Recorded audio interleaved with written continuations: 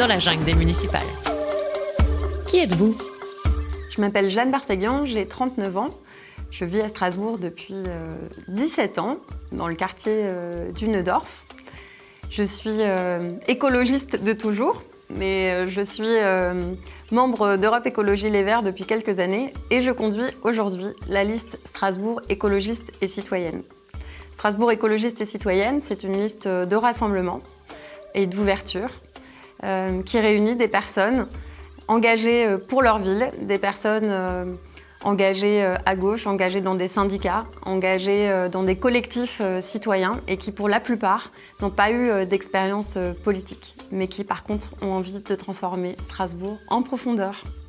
C'est quoi votre Strasbourg? Strasbourg, c'est la ville où je me suis installée comme étudiante en 2002, dont je suis tombée amoureuse et que je n'ai plus jamais quittée. Donc une ville rhénane, frontière, une ville européenne, ouverte, cosmopolite. Une ville aussi où j'ai découvert ce que c'était qu'un cadre de vie de qualité.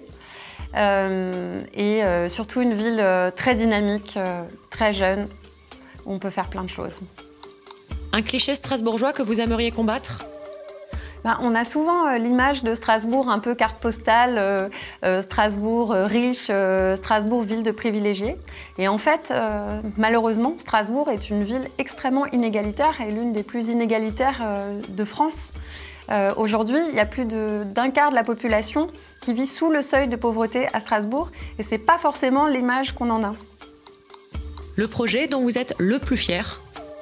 Je vais peut-être vous étonner, mais le projet dont je suis la plus fière, c'est le fait de participer depuis une dizaine d'années à une association qui est une chorale strasbourgeoise, haute en couleurs, et qui chaque année se produit sur scène devant des milliers de personnes et propose un spectacle très créatif, très drôle, un spectacle musical qui promeut des messages de lutte contre les discriminations.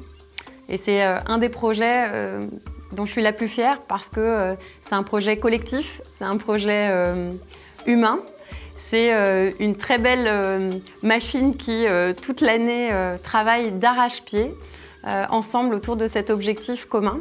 Et c'est un projet qui est ouvert vers les autres et qui a pour but de diffuser ce message de respect. Le projet qui vous aura appris l'échec? Ce que j'ai ressenti comme un échec en 2018, ce sont les premiers coups de pioche et l'abattage des premiers arbres pour la construction du GCO, le Grand Contournement Ouest de Strasbourg.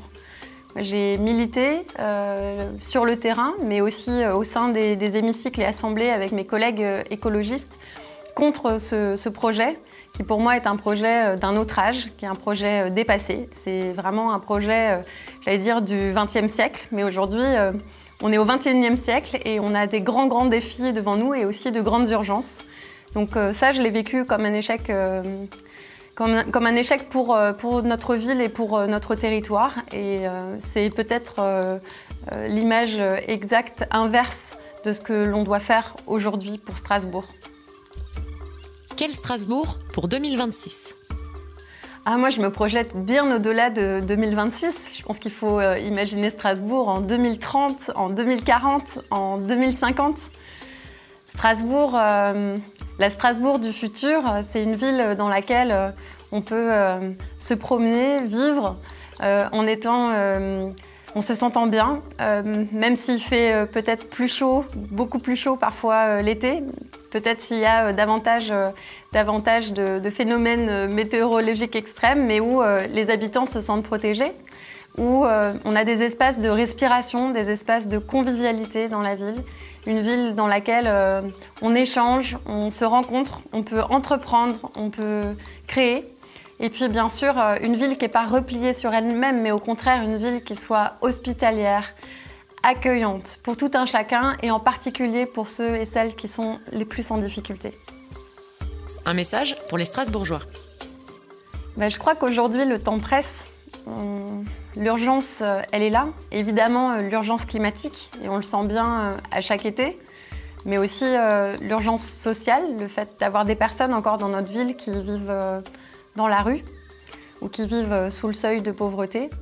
et une urgence démocratique aussi à réinventer ensemble d'autres manières de faire, d'autres manières d'exercer le pouvoir, d'autres manières de participer à la vie de la ville. Et je pense qu'on peut faire énormément de choses à l'échelle d'une ville comme Strasbourg. Le potentiel est énorme et tout est possible. Donc moi, je suis prête à relever ces défis, mon équipe aussi. Et si vous aussi vous êtes prêts, je vous donne rendez-vous les 15 et 22 mars.